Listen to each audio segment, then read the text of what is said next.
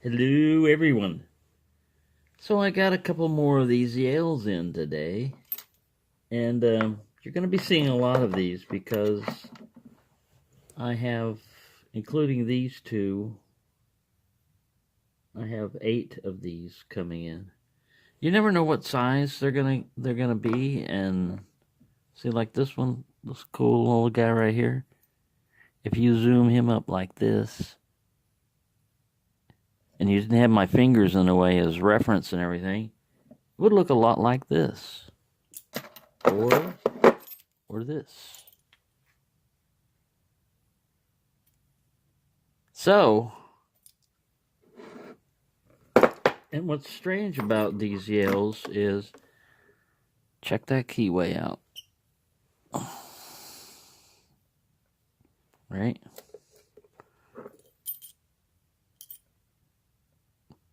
Kind of weird looking. Kind of weird looking keyway. What you would expect, I guess it's like a Y1 or whatever, this keyway right here. The little dog tail. Let's get this guy out.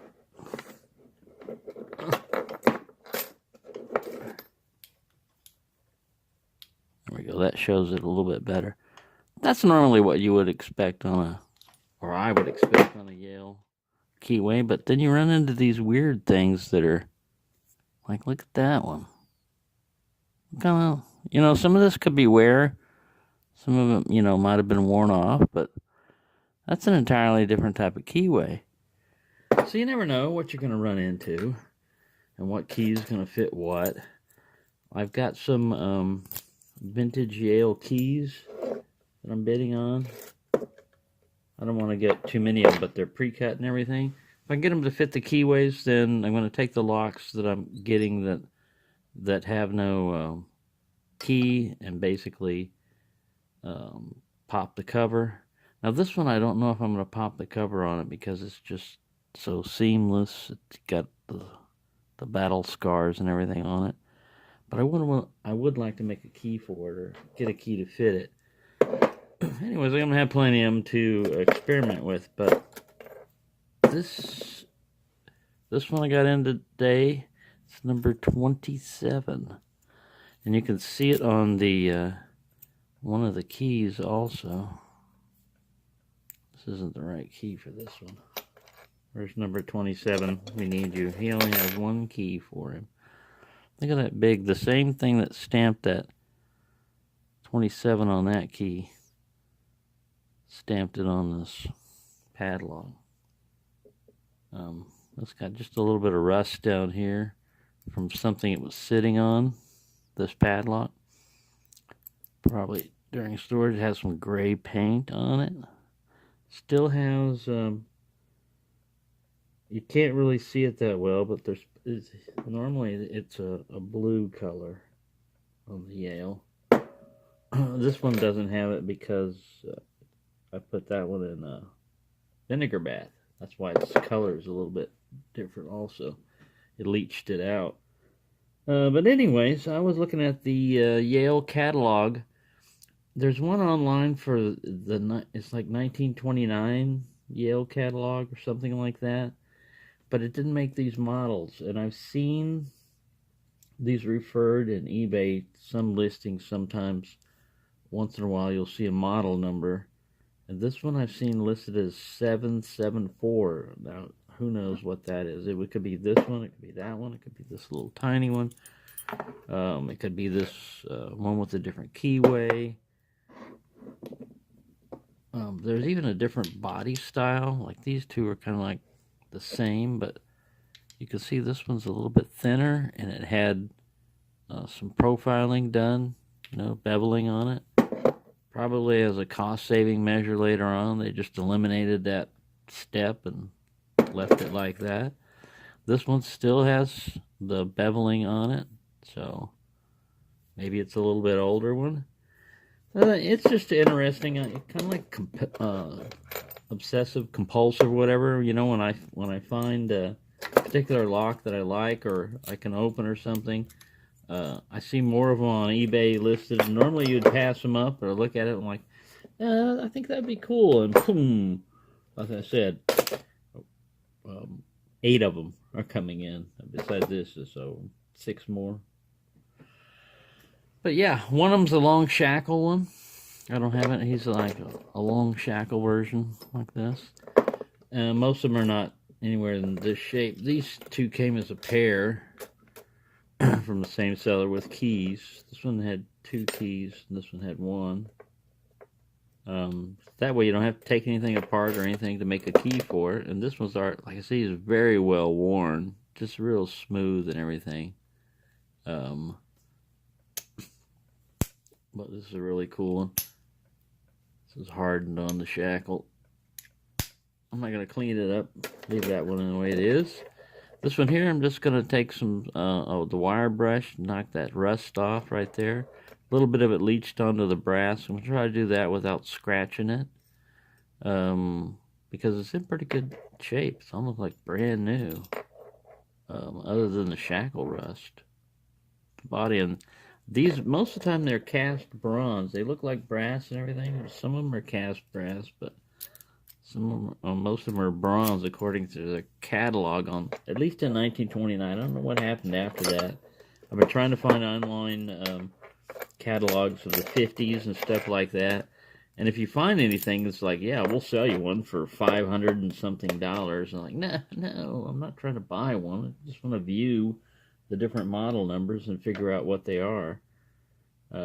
Just for my own curiosity, really. I mean, I guess it doesn't matter. You know, you can make up your own numbers for them if you want. Cats make up numbers for it. They have their own numbering system. Goes with 9s for some reason, 9 lives.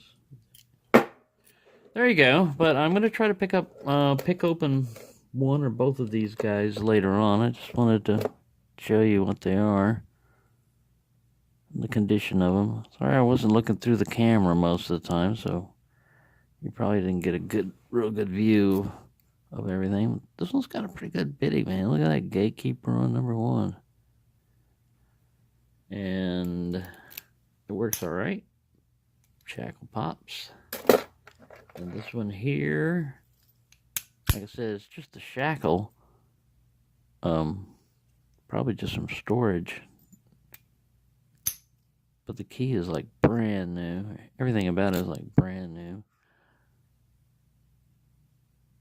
Got a pretty good low cut there in the middle. It'd be better if it was up front for picking, but pretty smooth. I'm going to try to pick my way into this guy later on, but there you go. It's in very good condition. Doesn't have any other numbers on it or markings. You have the same drain hole, same orientation. I looked at the locking mechanism, and you see that gap right there? If you tried to go in from the side and turn, you're just going to mess up your shim. The only way you can do it is just to go straight down, and it's probably possible to shim it because you have a little bit of a gap.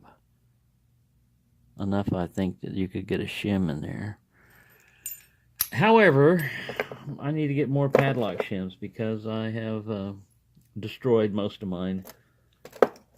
And I don't have very many. You can try to resalvage them and stuff, but they get all torn up and mangled. Get one over here. Here's an example of what happens to them when they start twisting apart. Usually it'll start breaking around here and you'll bend the tips of it. This one you can kind of reuse, and I probably will, but you can see I torqued the hell out of it trying to go sideways on something. The metal gave, but I really like the Sparrows padlock shims. I don't like the other ones off eBay, the crappy ones. The lab ones might be all right, but I haven't ordered those. So there you go. Just wanted to let you know you're going to see a lot more of these Yales, and some of them I'm going to pick, and other ones I'm going to try to make keys for, and other ones I'm just going to send them out to people and stuff. So there you go. That's what I'm up to, and happy picking, everyone. Oh yeah, and I just wanted to add, there's the Master Lock number 15 still laughing at me. Doesn't look like super bad bidding and everything, but my first attempt at picking it, I was doing it on camera, commenting away and everything, and no opening. So then I resorted to trying to rake it, and I guess I'm out of practice or whatever, but I could get a slight false set off of pin 1 when I was single pin picking it. But that was it. So, one tough little master lock, and of course I'm not going to hold it in my hand. That beast right there, phew, you talk about hand cramps. You're going to get it. Unless you get into that sucker fast, you're going to get hand cramps. So, there you go. Happy picking, everyone. That was a little addendum there.